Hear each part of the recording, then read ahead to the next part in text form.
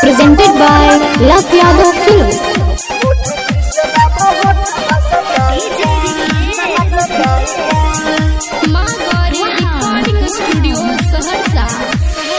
सोलह के उमरिया बचल जवानी किया कर छी छोरा तू परेशानी किया कर छी छोरा तू परेशानी। सोलह के उमरिया बचल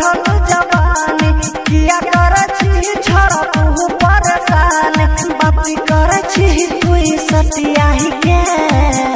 होठ तुसला बहुत सटाही के मजा मारला बवरनी बिछाई के होठ तुसला बहुत सटाही के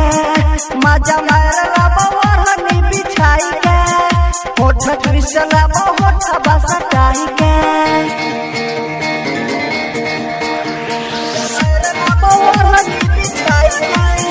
होठ तुसला बहुत सटाही के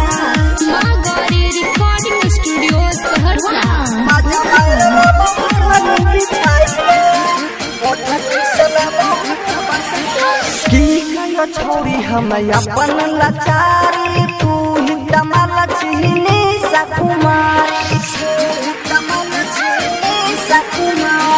की कहियो छोरी हम अपन लाचारी तू ही दमल चिनी सकुमारी मैंने लेना बात छोड़िया अपन यार के कटवाई लेना जानी ओढ़नी बिछाई के किया भाग छोड़ी देहिया छोराही के मजा मारला फिल्म देखाई के आहे दिनों ही में घर बोलाई के मजा मारला फिल्म देखाई के